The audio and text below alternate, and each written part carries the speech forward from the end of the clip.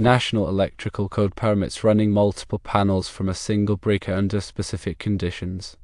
The question at hand is whether one can supply power to two separate panel boards located in different areas using a single 800 amps breaker, with each panel fed by two runs of 600 MCM conductors.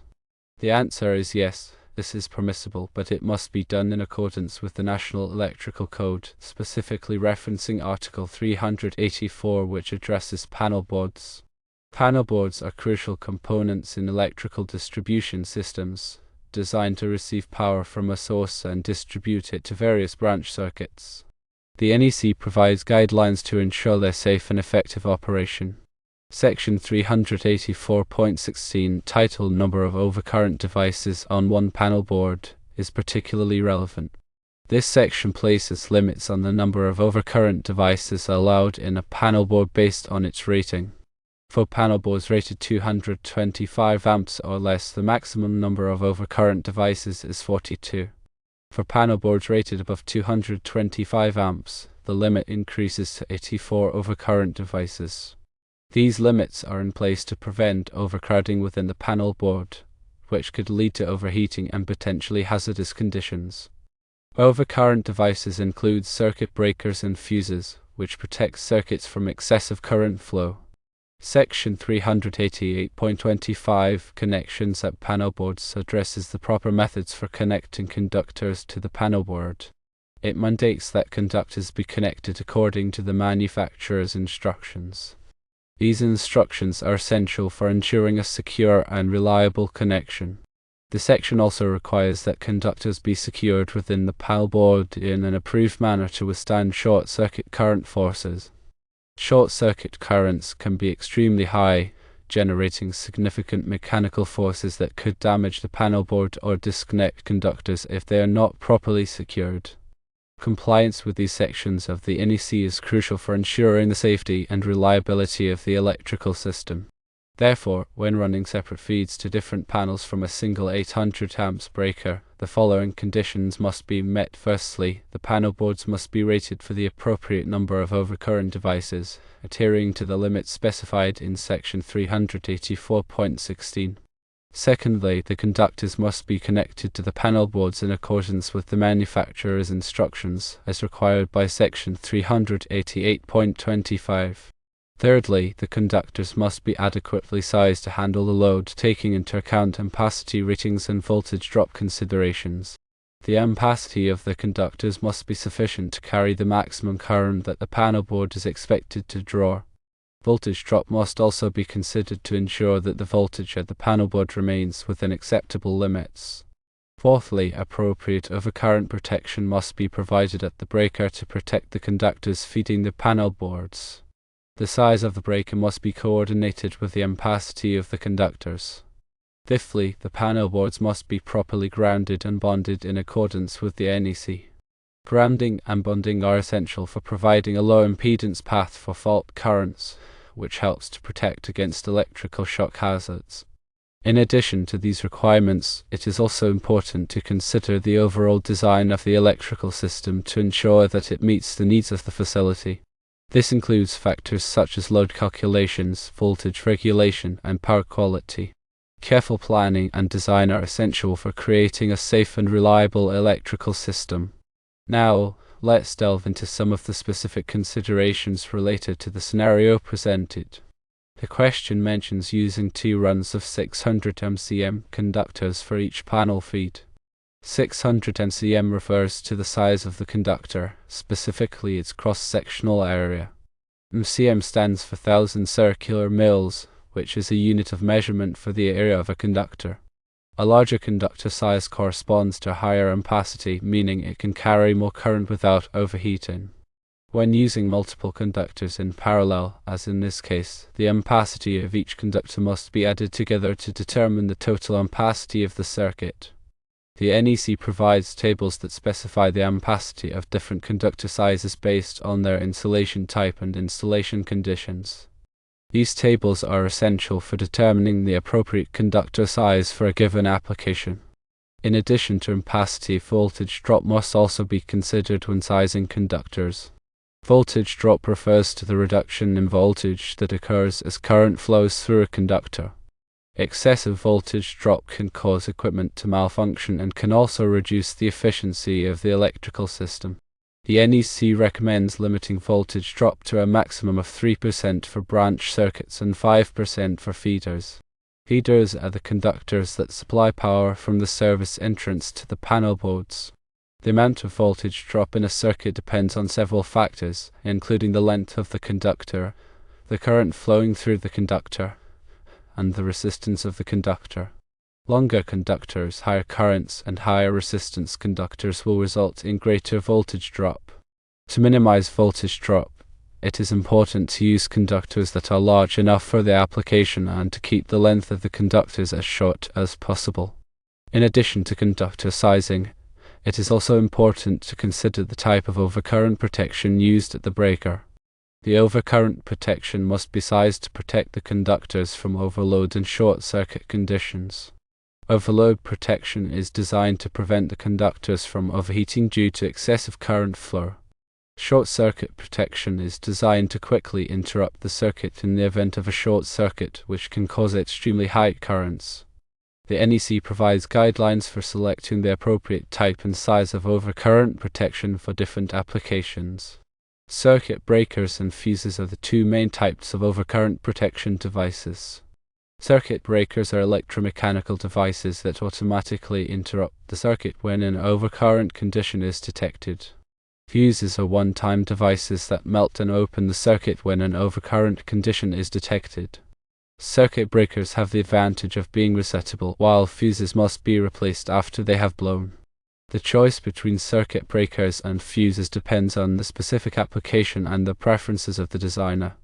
Grounding and bonding are also critical aspects of electrical safety. Grounding refers to the connection of the electrical system to the earth. Bonding refers to the connection of different metal parts of the electrical system together. Grounding and bonding provide a low impedance path for fault currents, which helps to protect against electrical shock hazards. In the event of a fault, such as a short circuit to a metal enclosure, the fault current will flow through the grounding and bonding system back to the source. This will cause the overcurrent protection device to trip, quickly interrupting the circuit and preventing a dangerous voltage from appearing on the metal enclosure.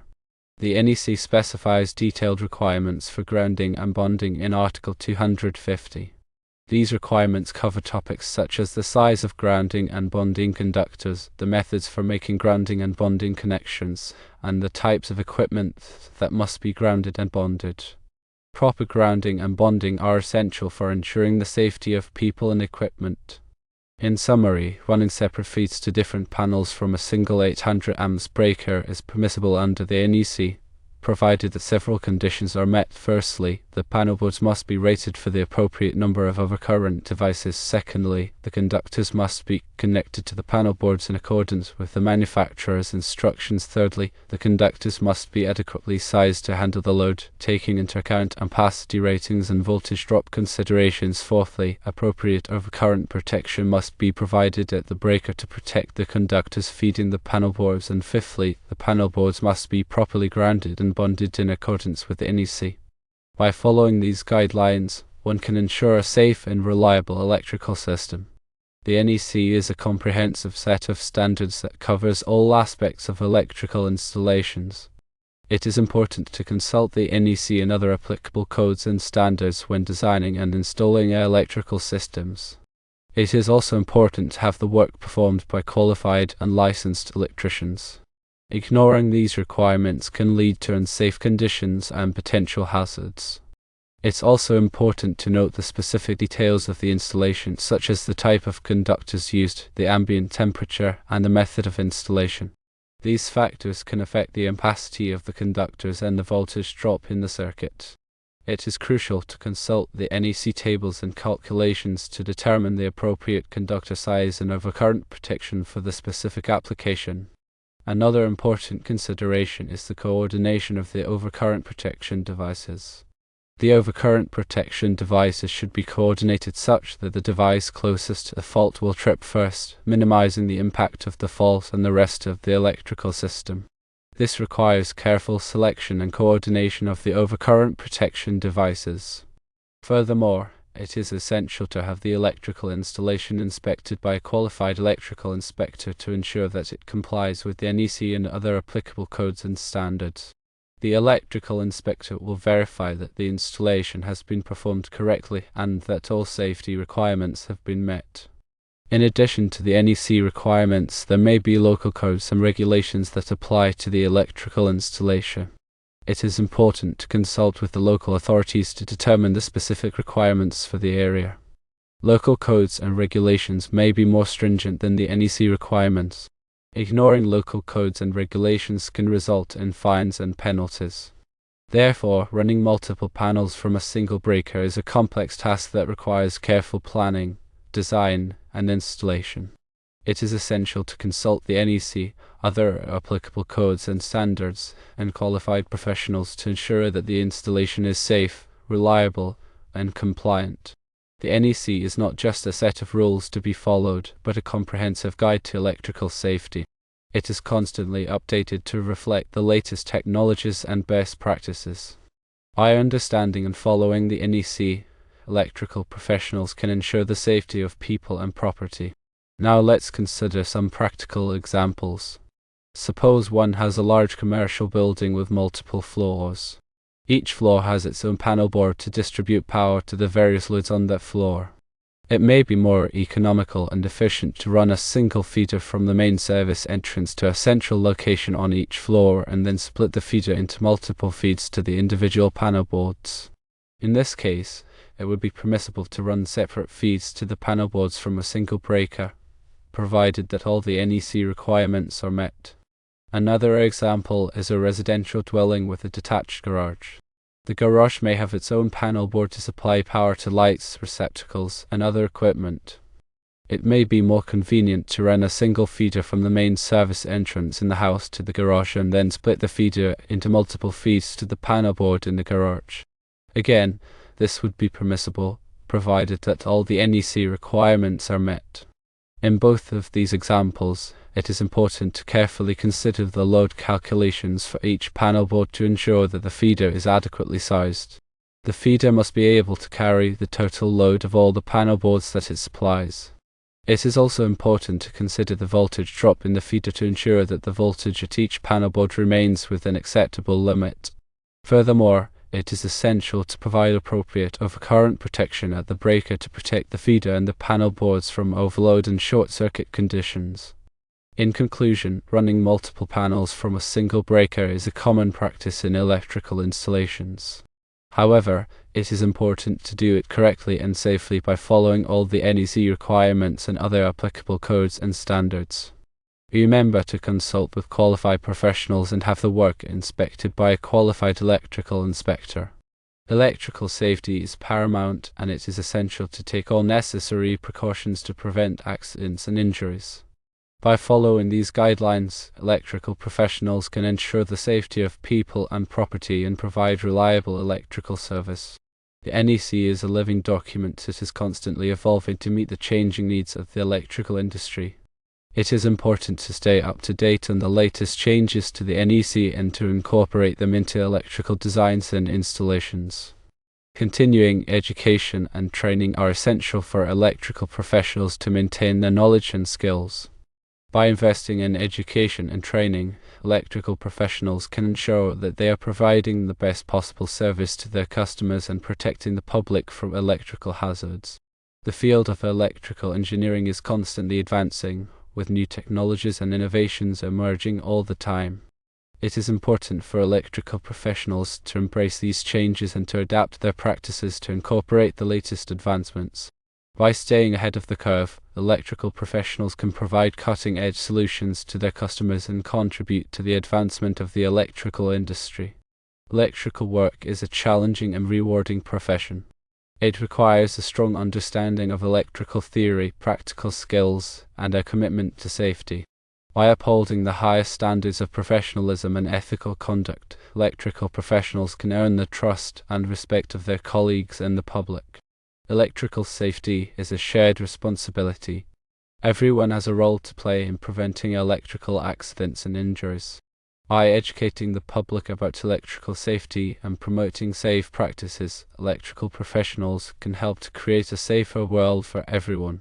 Finally, always remember to prioritize safety above all else. No job is worth risking one's life or the lives of others. By following safe work practices and adhering to the NEC and other applicable codes and standards, electrical professionals can ensure a safe and successful career. Electrical work is a critical part of modern society. Without electricity, our lives would be very different. Electrical professionals play a vital role in providing the power that we need to live, work, and play. They are essential to the functioning of our economy and our society. Therefore, let's summarize all that has been talked about with some brief points. Firstly, always consult the NEC and other applicable codes and standards. Secondly, hire qualified and licensed electricians. Thirdly, have the work inspected by a qualified electrical inspector. Fourthly, prioritize safety above all else. And fifthly, stay up to date on the latest changes to the NEC. Following these guidelines will help to ensure a safe, reliable, and compliant electrical installation. And always remember, when in doubt, consult with a qualified electrical professional.